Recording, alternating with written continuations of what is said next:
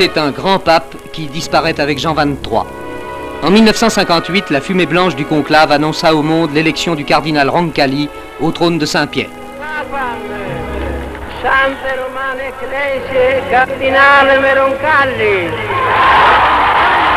On avait parlé d'un pape de transition, mais les faits devaient bientôt démentir cette idée. Cet homme de 77 ans qui pour la première fois bénissait la foule du balcon de Saint-Pierre devait se montrer l'un des esprits les plus hardis qui ait jamais présidé aux destinées de l'Église. Hardi dans les gestes de la vie, il renoua à la prison de Regina Coeli avec la très ancienne tradition de la visite aux prisonniers. On le vit au milieu de 1300 condamnés leur apporter espoir et consolation. On le vit ouvrir au Vatican ses appartements particuliers au cinéma et se prêter avec une extrême bonhomie aux exigences de la technique. Détail mineur mais qui marque un homme. Celui-là était un homme simple, mais en même temps un esprit audacieux. Il reçut la plupart des chefs d'État. Le général de Gaulle, en 1959, s'entretint longuement avec lui. Mais l'acte le plus lourd de conséquences de son règne aura été, avec la réunion du Concile écuménique, de donner à l'Église une impulsion nouvelle. C'est cet homme, c'est ce pape qui disparaît aujourd'hui, et le monde entier s'incline devant ce grand mort.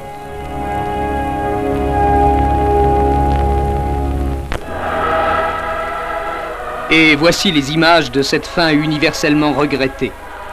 Au soir de ce lundi de Pentecôte, la foule romaine se pressait sur la place Saint-Pierre, devant la masse du palais de Sixte Quint où, dans ses appartements du dernier étage, le pape agonisait depuis bientôt 92 heures. Sur le parvis, la foule suivait la messe en plein air, mais personne n'ignorait plus que la médecine s'était déclarée impuissante devant le mal et que la dernière heure était proche.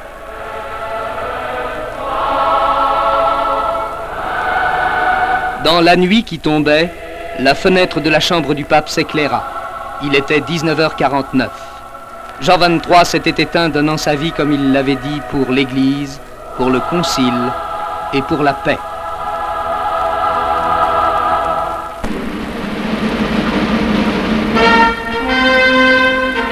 La visite des souverains suédois à Paris s'est brillamment achevée sur une soirée de gala à l'Opéra. Le roi Gustave VI Adolphe et la reine Louise, hôte du président de Gaulle, et souverain d'un royaume qui n'a pas connu la guerre depuis un siècle et demi, renouent avec la France des liens très anciens, puisqu'ils ont pour ancêtre direct le français Bernadotte qui fut maréchal de Napoléon Ier. C'est pourquoi, à Pau, les illustres visiteurs ont rendu visite à la famille toujours fixée au pays de leur ancêtre. Madame Marie-Louise Artigalas de Béride est pour eux une petite cousine, et Monsieur Charles Bernadotte, aujourd'hui gardien du musée béarnais et hier employé de chemin de fer, un cousin. Tous deux étaient bien entendu au premier rang de l'assistance qui accueillait le roi Gustave et la reine Louise, et aux places d'honneur, au déjeuner offert aux souverains. Ils devaient tous ensuite rendre visite à la maison natale du fondateur de l'actuelle dynastie suédoise.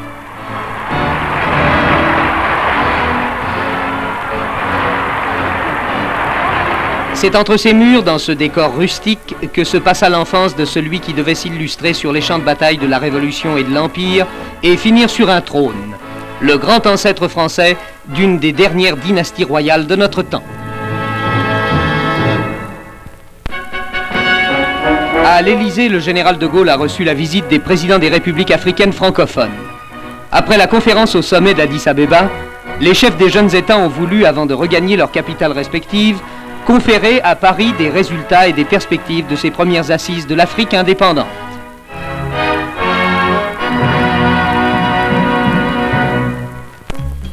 Pour plusieurs centaines de milliers de Britanniques, le derby d'Epsom a été l'occasion d'une garden party monstre.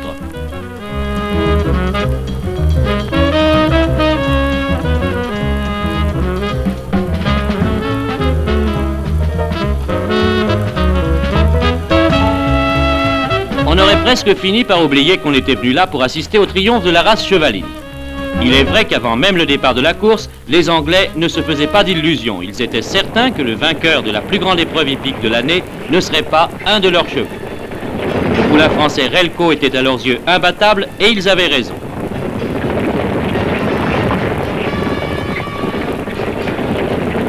Monté par Yves Saint-Martin, le petit jockey miracle de l'écurie Dupré, Relco s'est amusé comme un petit fou sur les 2400 mètres du derby, terminant sa promenade de santé avec 6 longueurs d'avance.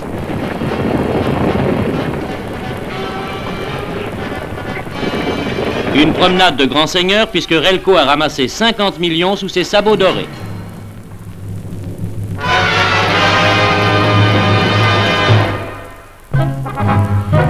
Cadarache est désormais un nom important dans l'équipement nucléaire français. Sur 1400 hectares d'un seul bloc s'étendent les installations du centre inauguré par M. Gaston Palevski, ministre d'État. C'est Cadarache qui, à l'aide de piles qui seront les centrales nucléaires de l'an 2000, produira le plutonium nécessaire à l'industrie. La première de ces piles, Pégase, vient d'entrer en service. Cadarache marque un nouveau pas dans l'essor de l'industrie nucléaire en France.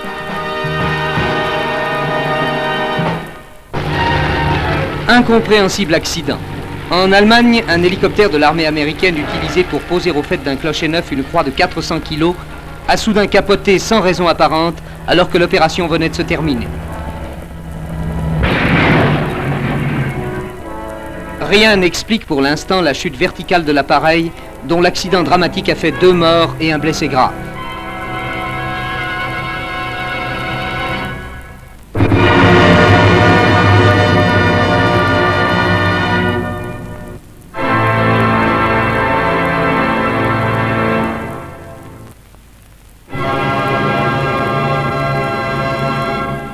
Notre-Dame de Paris, la cathédrale la plus illustre de la chrétienté avec Saint-Pierre de Rome, a eu 800 ans cette année. Sous ses voûtes vient de retentir le Te Deum de Berlioz, première des manifestations qui marqueront ce 8e centenaire.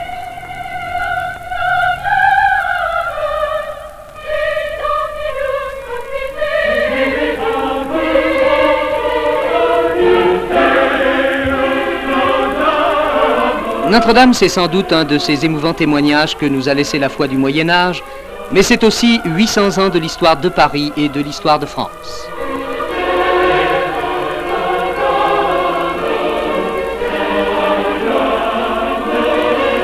L'un des 3 portails, le portail de Sainte-Anne, évoque l'évêque Maurice de Sully qui, en 1163, décida de donner à Paris une cathédrale digne d'elle. Dès lors, Notre-Dame devait participer à tous les grands événements. Sa construction n'était pas terminée quand Saint-Louis y apporta la couronne d'épines. Au XIVe siècle, enfin achevée, elle resplendissait de tout son éclat. Paris vaut bien une messe, avait dit Henri IV. Notre-Dame fut donc le témoin de sa réconciliation avec les Parisiens, et dans l'île de la Cité, elle apparut alors comme le symbole de la nation réconciliée. Le Te Deum qui marqua le mariage de Louis XIV avec l'infante Marie-Thérèse consacra la paix retrouvée au traité des Pyrénées, tandis que le peuple de Paris continuait de dérouler ses longues processions à l'ombre des tours déjà 5 fois centenaires. 1789. Notre-Dame, qui vit la bénédiction des drapeaux de la garde nationale, faillit bien être démolie. Sauvée, mais détériorée, il fallut 6 millions de francs d'alors pour la rendre digne du sacre de Napoléon.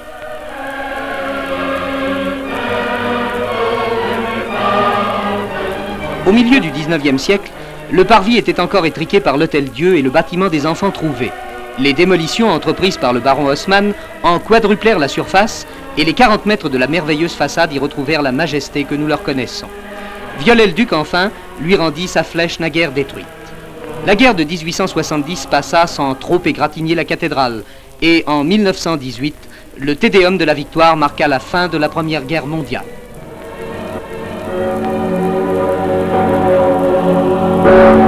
Ainsi, au cours des siècles, le bourdon de Notre-Dame n'aura pas cessé de rythmer les heures graves ou joyeuses de l'histoire de France.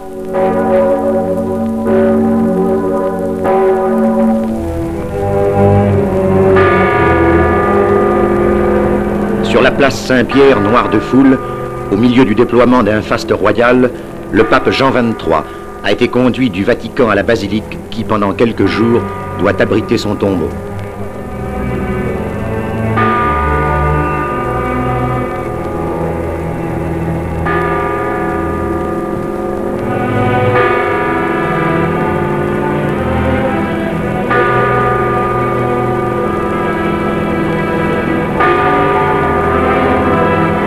Couché sur un lit d'apparat, porté à bras d'homme, vêtu des ornements pontificaux miroitant de pourpre et d'or, le pape défunt, entouré de gardes suisses et de gardes nobles, semblait flotter au-dessus des têtes innombrables de ce peuple qu'il avait tant aimé et qui le lui rendait bien.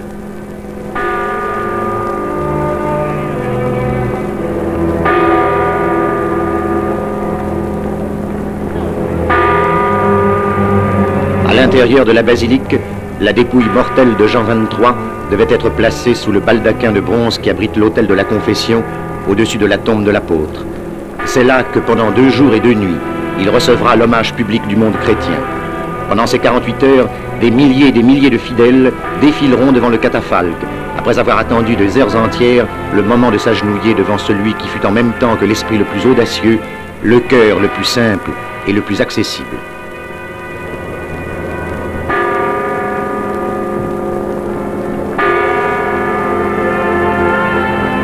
Peu d'hommes auront connu un hommage aussi universel.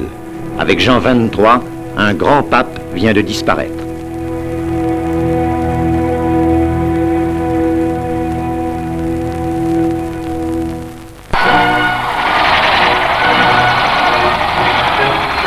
La traversée de l'Atlantique par un hélicoptère solitaire est un exploit qui n'avait jamais été réalisé. Un hélicoptère lourd de l'armée américaine vient de combler cette lacune. 35 heures de vol l'ont conduit par le Canada, le Groenland, l'Islande et l'Écosse jusqu'au Bourget. Là, son périple devait lui valoir d'être remarqué au milieu d'autres hélicoptères aux performances remarquables, comme le Weser Sikorsky, la grue volante de l'Allemagne de l'Ouest qui promène avec la plus parfaite aisance des camions dans le ciel. L'aviation et l'espace tiennent en effet salon au Bourget. Le général de Gaulle a inauguré cette grande manifestation à laquelle participent 17 nations. Pour sa part, la France y a dévoilé son futur satellite où voguera le successeur du rat Hector. Le chef de l'État a pu admirer la maquette de l'avion supersonique franco-anglais Concorde, dont les États-Unis ont commandé sur plan 6 exemplaires. Il a pu également assister aux évolutions du Balzac. Cet appareil français décolle et atterrit dans un mouchoir de poche. Il peut rester immobile ou reculer en plein ciel, ce qui ne l'empêche pas de voler à 2 fois la vitesse du son.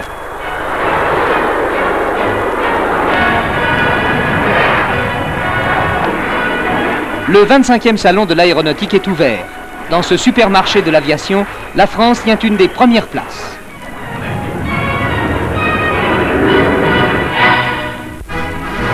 Au camp de Mailly, la vedette a été tenue par l'AMX-30, version française du char européen de 30 tonnes. Armé d'un canon de 105 tirant avec une très grande précision un obus à charge creuse, capable de percer tous les blindages, l'AMX-30, d'une très grande mobilité, franchit avec aisance un obstacle vertical de 90 cm. Un fossé à bord franc large de 3 mètres le laisse indifférent. Ajoutons que sa parfaite étanchéité lui permet de traverser les rivières par 2 mètres de fond, voire 4 mètres avec un équipement spécial, comme aussi de continuer de manœuvrer en zone contaminée en cas de conflit atomique.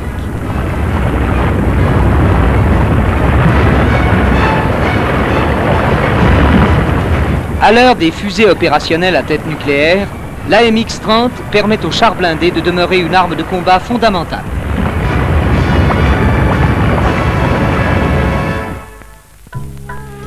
Île flottante, bouée laboratoire, on ne sait trop comment nommer cet étrange champignon fiché dans la mer en rade de Villefranche et sur lequel un hélicoptère a récemment amené un ministre.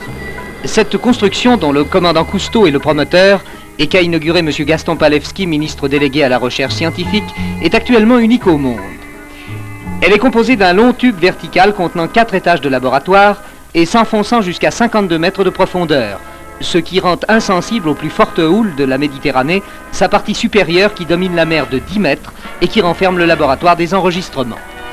Un ascenseur descendant jusqu'à quelques 25 mètres au-dessous du niveau de la mer conduit aux 4 laboratoires où seront étudiés la biologie sous-marine, la température et la constance des courants et, ce qui était jusque-là impossible avec un navire océanographique, observer tous les phénomènes de l'océan d'une manière continue et à un point donné. En effet, cette bouée permet des prélèvements continuels d'échantillons d'eau à tous les niveaux et l'observation directe de la vie de la mer par les 20 hublots répartis sur sa surface immergée. L'équivalent, si l'on veut, d'une station météorologique, mais au cœur de l'océan.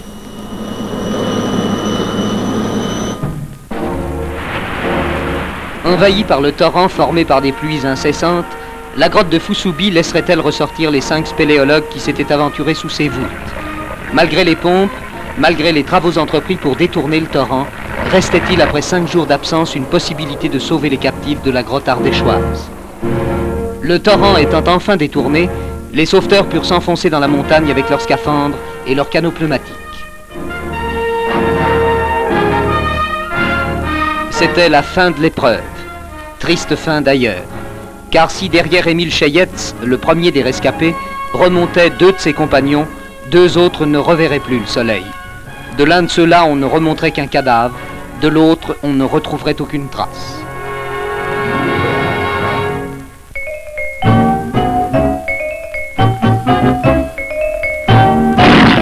Rien ne semble désormais impossible à l'athlète français Michel Jazy qui bat les records du monde sur commande.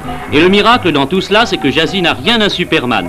Jazy, c'est monsieur tout le monde, avec un petit quelque chose en plus, c'est-à-dire le cran et le désir de vaincre, le tout saupoudré d'un grand amour pour l'athlétisme. Cela suffit parfois pour devenir un très grand champion. C'est presque la fin de sa tentative contre le record du monde du 2 miles au stade Charletti. Il passe irrésistiblement son partenaire Robert Boget. Ce finish, c'est désormais l'une des qualités essentielles de Michel Jazy. Qui pourrait croire en le voyant sprinter qu'il est en train de battre le record du monde des 2000? Il a l'allure d'un spécialiste du 400 mètres. On ne sait pas jusqu'où ira Michel Jazy, sûrement vers un titre olympique l'année prochaine.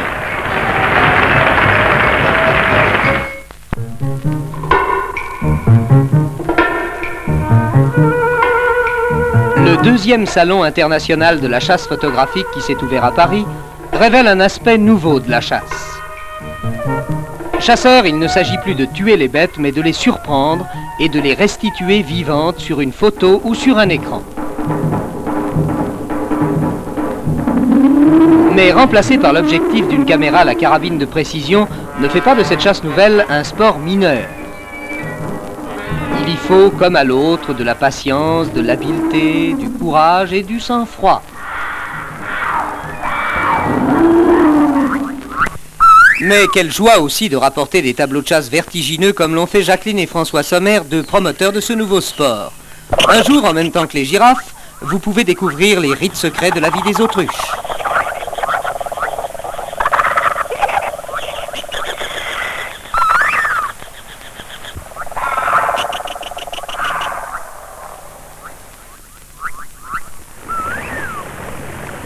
Un autre jour, vous découvrez, à bout portant pour ainsi dire, le plus extraordinaire tableau vivant de la vie de famille des éléphants.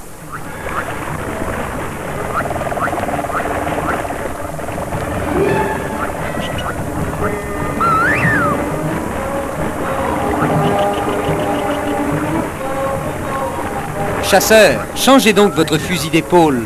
Il ne s'agit plus de tuer de pauvres bêtes, mais de les ramener vivantes.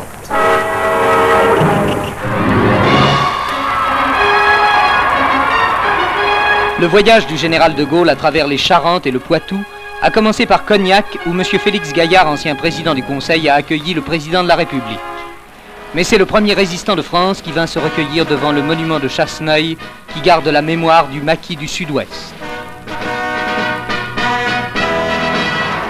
D'Angoulême à Royan, à La Rochelle, à Niort, à Poitiers, le général de Gaulle a évoqué, avec les grands problèmes de l'heure, celui de sa succession. Il faut, a-t-il dit, que les Français ne recommencent pas à suivre les clans qui les portent à se diviser. Rien ne peut aller contre les faits. Il n'y a jamais eu entre nous autre chose qu'un accord profond sur le grand destin de la France.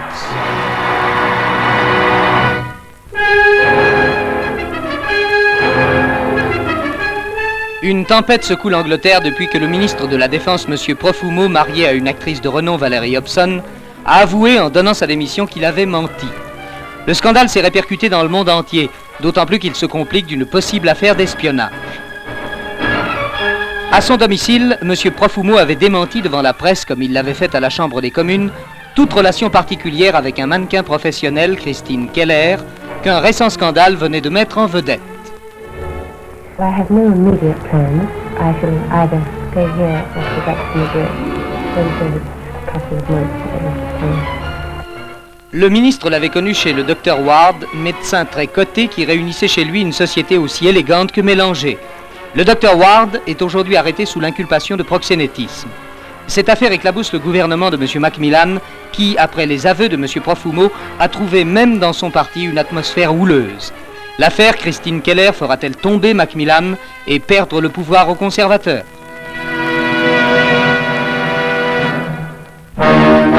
Aux États-Unis, la crise raciale qui sévit dans l'Alabama semble avoir fait revivre les rites d'un temps qu'on croyait aboli. On a revu flamber les croix du Ku Klux Klan. Nouveau développement, à Tuscaloosa, un délégué spécial du président Kennedy a dû réclamer, en application des lois, l'entrée de l'université interdite à 2 étudiants noirs. Dressé devant la porte, le gouverneur Wallace a refusé. Mais le gouvernement fédéral avait fait passer sous ses ordres les forces locales, et c'est le commandant de ces forces qui réclama l'application de la loi. Sous cette pression, Wallace s'inclina. C'est ainsi que les 2 étudiants noirs, James Hood et Miss Vivian Malone, ont pu entrer à l'université. Victoire pour Kennedy. Mais le soir même, Edgar Evers, leader de la cause noire, était assassiné à Jackson. Rien n'est encore fini.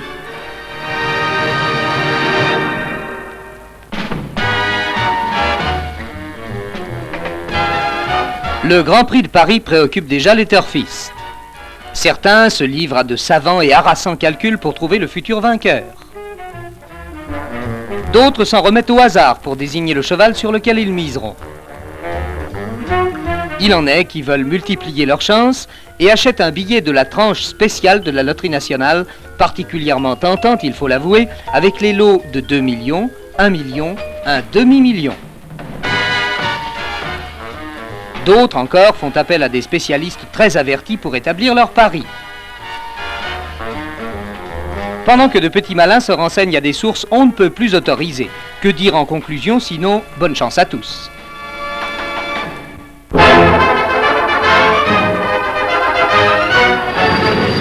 Une nuée d'insectes de métal s'est abattue sur le terrain du Bourget. Le 25e salon de l'aéronautique s'achevait par la grande parade habituelle des ailes et des rotors.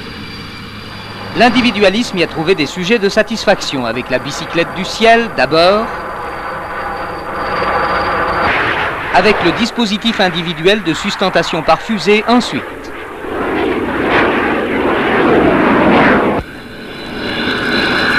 Parmi les avions des nouveautés, le Breguet Atlantique, appareil de reconnaissance maritime, construit par 5 pays de l'OTAN.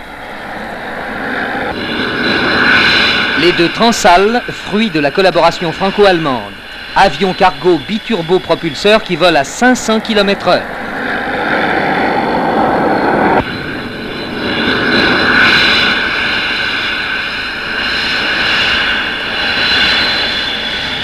L'impressionnant Vulcan Mk2 est un bombardier supersonique anglais à 4 réacteurs.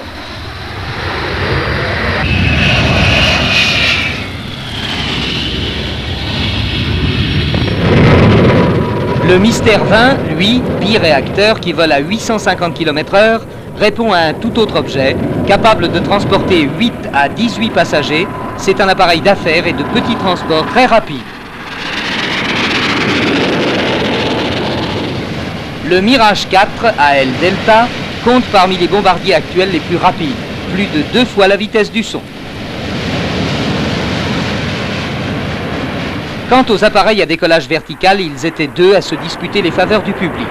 Soudain, l'anglais, le Hawker, allait manquer son atterrissage et tomber brutalement de 5 mètres.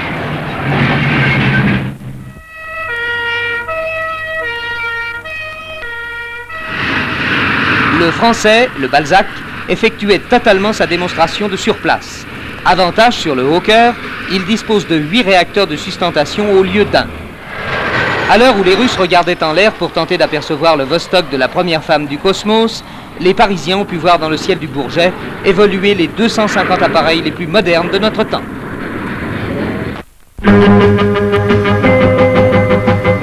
Les 24 heures du Mans, on ne les prépare pas n'importe comment. Conduire à près de 200 de moyenne pendant 24 heures, ce n'est pas une mince affaire sur un circuit somme toute assez difficile. Tous ces virages, le Tertre Rouge, Mulsanne, Arnage, Maison Blanche, c'est la bête noire des pilotes. Gérard Laureau, l'un des champions de l'écurie René Bonnet, vous invite à reconnaître les difficultés du parcours avec lui. 3e. 2 coups passants. Seconde dans les têtes.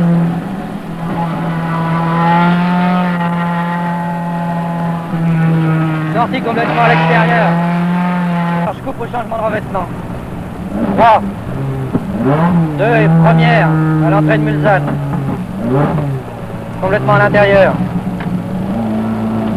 Je glisse à l'extérieur complètement.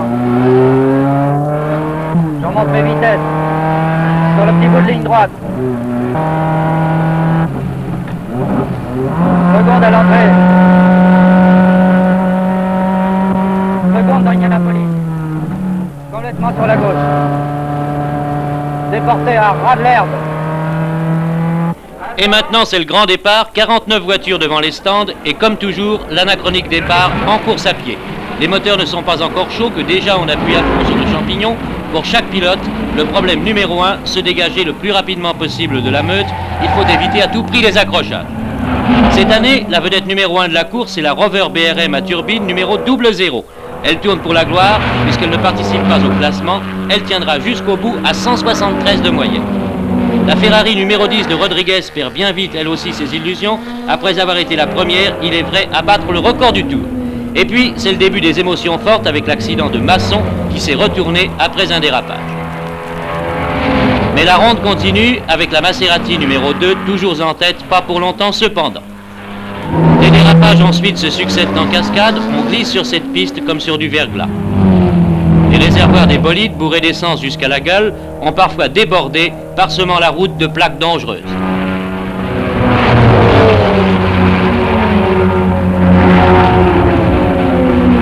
C'est un véritable jeu de massacre, les uns après les autres, la plupart des pilotes perdent le contrôle de leur voiture. Tout cela n'empêche pas la ronde de continuer cependant.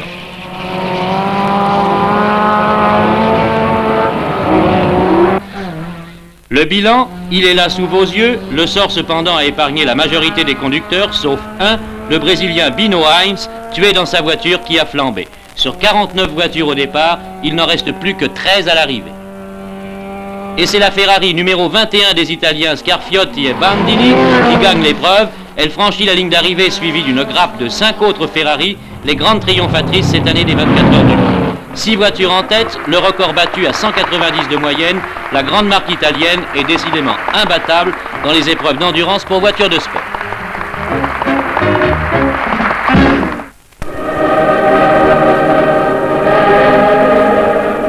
Qui serait le successeur de Jean XXIII? Les 80 cardinaux venus du monde entier allaient l'élire dans le secret du conclave. Parmi eux, le cardinal Montini, archevêque de Milan, bien qu'on eût souvent cité son nom, n'était qu'une silhouette au milieu d'autres.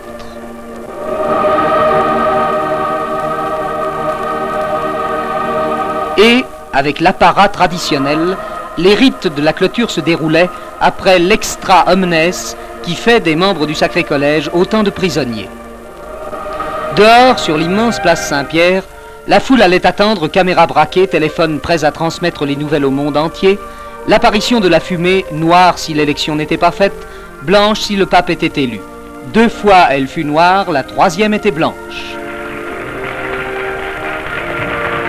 Et voici qu'au balcon de Saint-Pierre apparaissait le cardinal Ottaviani qui allait annoncer le nom du nouveau pape. Sante Romane Ecclesiae, Cardinale Montini.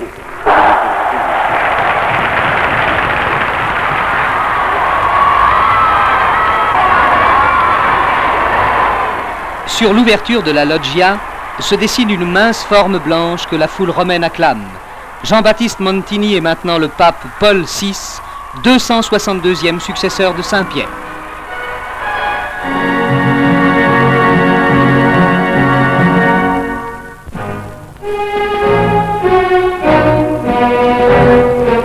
L'anniversaire du 18 juin devant le mémorial de la France combattante au Mont-Valérien a revêtu la simplicité et le recueillement désormais traditionnels. Le général de Gaulle y est venu, comme chaque année, au milieu de ceux qui furent ses compagnons, ranimer la flamme qui brûle devant la crypte où 16 résistants sont ensevelis. 23 ans aujourd'hui depuis l'appel du général de Gaulle, alors si inconnu, si solitaire. Mais qui donc a oublié ? Première étape d'un voyage de 10 jours au cours desquels il passera par l'Allemagne, l'Irlande, l'Angleterre et l'Italie, le président Kennedy a été accueilli à Cologne par le chancelier Adenauer. C'est, comme on l'a dit, Un voyage dont la signification politique est pratiquement amoindrie du fait que le chancelier Adenauer va laisser la place à M. Erhardt, que M. Macmillan est pour ainsi dire condamné et que le gouvernement italien est un gouvernement de transition. Si le sens de ce voyage n'est pas très profond, l'accueil de l'Allemagne au président des États-Unis n'en a pas moins été très chaleureux. C'est au milieu d'une foule que la police avait peine à contenir que le président Kennedy a gagné le cœur de colonne. Pour l'Allemagne de l'Ouest, c'est en effet une nouvelle garantie de sa sécurité que vient affirmer la visite de Kennedy.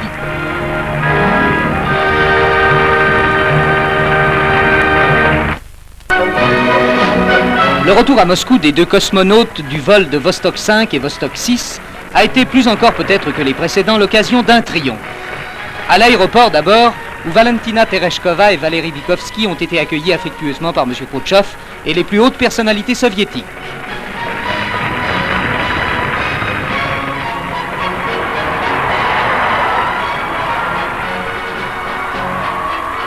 Au milieu d'une foule considérable, les deux héros du cosmos entourant M. Khrouchtchev ont ensuite gagné la place rouge où la population moscovite s'était rassemblée en grand nombre.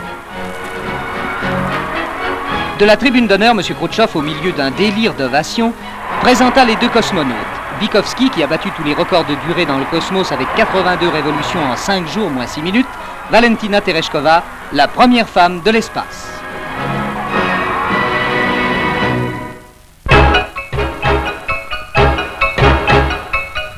Si dans chaque cité on a créé des installations souvent considérables pour assurer la purification et le contrôle de l'eau, c'est qu'elles mettent à l'abri des maladies épidémiques des dizaines, des centaines de milliers de consommateurs quotidiens. Des spécialistes ont même la charge d'en apprécier le goût, ce qui n'empêche pas les citadins de faire quand même la fine bouche. Mais cette eau est saine, même si sa saveur est discutable.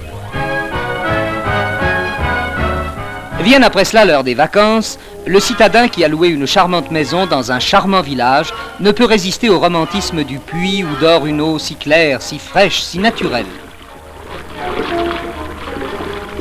Du moins le croit-il, faute d'avoir fait la relation entre le spectacle du voisinage et l'effet des infiltrations dans le sol. Et c'est ainsi qu'on constate toujours après les vacances une recrudescence de typhoïde, car rien n'est plus trompeur qu'une eau fraîche et limpide. Il suffit de la regarder au microscope. Dans un village sans adduction d'eau, remettez-vous-en donc à l'appareil purificateur à ozone.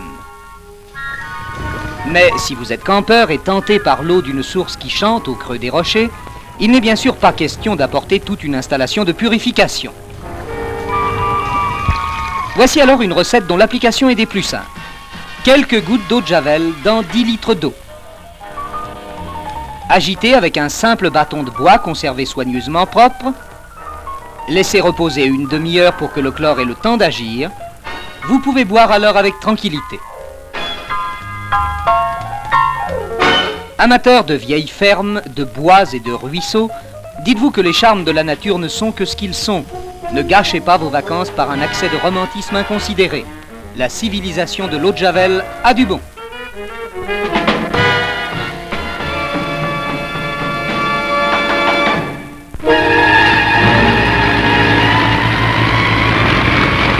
Il y a 30 ans, grâce à Jean Mermoz, la route de l'Atlantique Sud était ouverte. À bord de l'Arc-en-Ciel, Mermoz réalisait dans les deux sens la liaison aérienne entre l'Afrique et l'Amérique du Sud.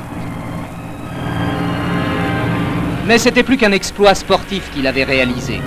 Il inaugurait la ligne commerciale qui, de Toulouse par Casablanca, Dakar, Natal et Buenos Aires, menait jusqu'à Santiago du Chili. 30 ans après cette aventure triomphale de l'aéropostale, ce n'est pas sans émotion qu'on peut retrouver aujourd'hui dans les sables du désert mauritanien, près de Port-Étienne, les restes du hangar qui servit à Mermoz. Retrouver aussi le guide mort qui servit d'interprète à l'aviateur dans ses contacts avec les hommes bleus. Retrouver encore, non loin du hangar, le poste rudimentaire où Mermoz et ses compagnons s'enfermaient pour passer la nuit à l'abri des coups de main. Mais autour de ces souvenirs, que de changements. Des villes viennent de pousser dans le désert. Cansado au bord de la mer Zouérat, dans la région de Fort Gouraud, au pied de la montagne de fer. C'est d'ailleurs ce fer qui a tout transformé. Ce fer de la Kedia d'Idjil qui affolait les boussoles des équipiers de Mermoz. Un important complexe minier assure maintenant l'exploitation à ciel ouvert du minerai qui, avec 66% de teneur, est l'un des plus purs du monde. Le président de la République islamique de Mauritanie et M. Triboulet, ministre de la Coopération, ont inauguré la mise en service de ces gigantesques mines dont on évalue les réserves à 200 millions de tonnes. Ils ont assisté au chargement du train de 135 wagons capable de transporter en un seul voyage 10 000 tonnes de minerai jusqu'à la mer, distante de 650 km. 3 ans plus tôt, il n'y avait rien ici que le sable aride. Aussi l'événement a-t-il pris une allure de fête autour d'un méchoui gigantesque de 320 moutons. Et dans l'allégresse générale, les hommes du désert firent honneur au traditionnel festin, tout morceau de mouton fut de bonne prise.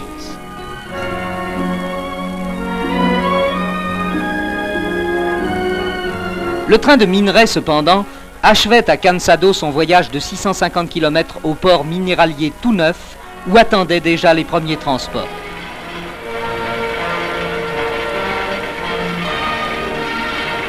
Ici, avec l'équipement dernier cri, l'automation est reine.